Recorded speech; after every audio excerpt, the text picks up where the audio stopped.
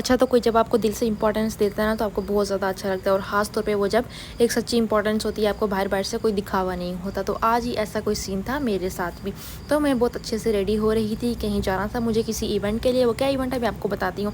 तो मैंने कहा चलो अच्छे से तैयार हो जाते हैं, ईद के मैंने कपड़े शपड़े पहने, तैयार हुई। मैंने कहा बहुत अच्छा सा प्यारा सा तैयार होकर चलती हूँ। मैंने अपने कपड़े भी ईद पे, हाँ तो मैंने पिक्चर्स ली थी। मैंने कहा चलो कोई इवेंट तो हुआ जहाँ मैं आज अपने कपड़े दिखाऊंगी ईद के। तो ये मैंने पाकिस्तान से ड्रेस लाया था, बहुत ही खूबसूरत फ़्रॉक है मेरे पास। तो मैंने चप्पल शप्पल जूते शूते पहने और फिर मैं भागती इवेंट के लिए तैयार होके चली गई, क्योंकि बारिश भी लगने वाली थी। और मैंने कहा कि चलो चलो अब जल्दी चलते हैं। तो ये इवेंट था आज, इंटरनेशनल ऑफिस वालों ने इंडोनेशिया में हमारे लिए यूनिवर्सिटी की तरफ से ईद सेलिब्रेशन थी, ईद पार्टी थी। जो बचपन में कहते थे ना, वाओ ईद के बाद हमारी ईद मिलन पार्टी होगी, हम लोग सब अपने अपने ड्रेस दिखाएंगे। तो वो यही सीन मेरे पास था कि चलो कहीं तो मैं अपना ड्रेस दिखाऊंगी जो मैंने पहना था। तो मैं तैयार श्यार होकर आई, हॉल में पहुंची। वहाँ मैंने रजिस्ट्रेशन वगैरह की, बारिश भी लगने वाली थी। तो मैं भागती दौड़ती पहुंची हॉल में कि मेरे बाल ना ख़राब हो जाए। मुझे ये टेंशन भी थी कि मेरे बाल ख़राब हो जाएंगे इवेंट से पहले।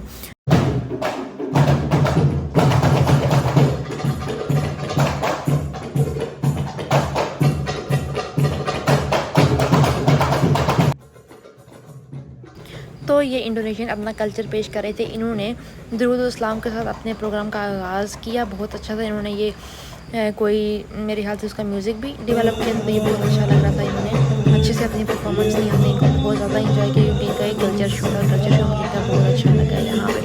और फिर उसके बाद यहाँ की जो हमारी हेड है उन्होंने हमें बताया कि यूआई में कितने इंटरनेशनल स्टूडेंट्स पढ़ रहे हैं। तो पाकिस्तान हमारा जो था दूसरे नंबर पर, पहले नंबर पर मेरे ख्याल से तिमोर लेस्ते एक कंट्री है वो था। उसके बाद फिर उन्होंने अपना सारा कुछ बताया, क्योंकि ये सब कुछ बताते हैं अपने इवेंट में कि ये ईद कैसे सेलिब्रेट करते हैं, क्या क्या इनके ओकेजन होते हैं ईद पे, क्या किस तरह के खाने होते हैं, कौन सी इनकी कौन से कस्टम वगैरह हैं जो ईद पर सेलिब्रेट करते हैं। इनकी भी यही है कि सारी फैमिली मिलजुल के आती है।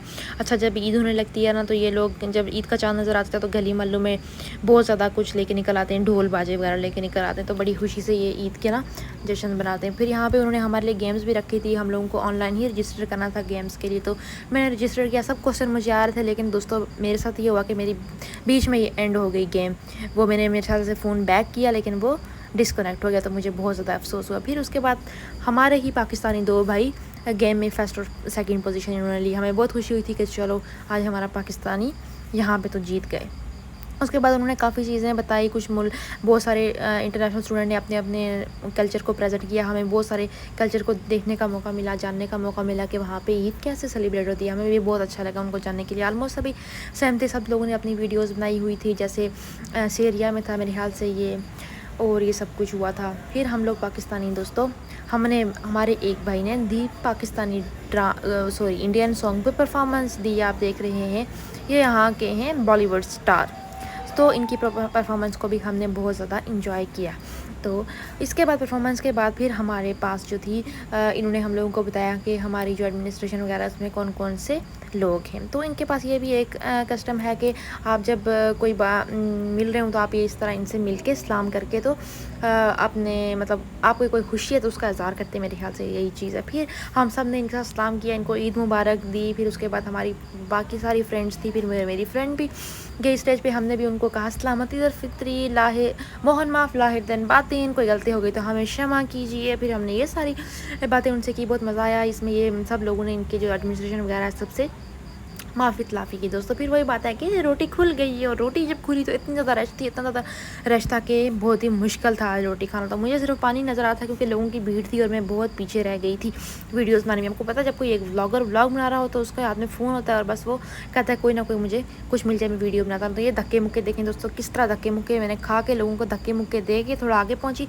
ताकि मुझे जूस मिल जाए। तो फिर मैंने मुश्किलों से जूस तक ही पहुंच पाई मैं यहाँ के। मुझे जूस बहुत अच्छा था, गावा जूस था मेरे ख्याल से, हाँ यही।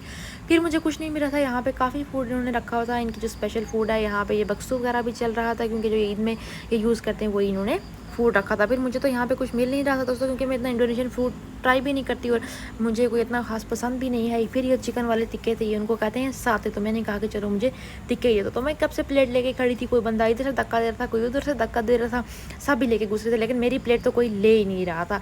तो आखिरकार मैंने इससे कहा कि प्लीज़ मेरी प्लेट ले लो और मुझे साथ दे दो। तो मुझे उसने जब साथ दे दिया तो उसके ऊपर इतनी ज़्यादा इसने चटनी डाल दी। मैंने उसको छोड़ डाला, चटनी क्यों डाली है, लेकिन अब मैंने इस रश में कहा चलो मैं चटनी के साथ ही खा लेती हूँ कुछ ना कुछ करके चटनी। फिर मेरी दोस्त ने यहाँ पे फ़ोटो शूट किया और उसके बाद फिर मैंने देखा क्या इधर किसी और बफे से कहीं से किसी और स्टॉल से कुछ मुझे खाने को मिलेगा। मैं अपनी चटनी वाली प्लेट उठा के इधर उधर दौड़ रही थी कि मुझे कुछ मिल जाए, लेकिन अनफॉर्चुनेटली मुझे यहाँ से कुछ पसंद नहीं आया और मैंने कहा कि मैं नहीं खाती ये भी। बस मैंने कहा चलो मैं पूरे स्टॉल्स पे घूम के कोई ना कोई व्लॉग बना लेती हूँ। ये राइस था और मेरे ख्याल से इनके कोई नूडल्स थे और सैलेड था, तो मैंने कहा मैं नहीं ट्राई कर रही।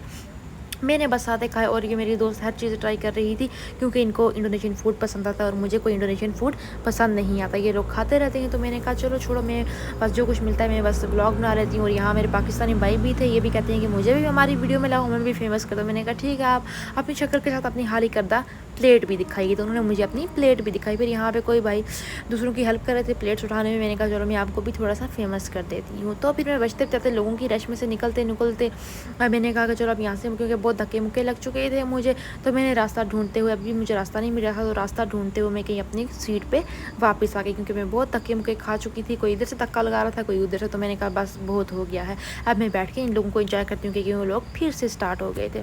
तो फिर मैं यहाँ पे बैठ गई और फिर मेरी दोस्त प्लेट भर के फिर से लेकर आ गई थी। मैंने कहा वाह।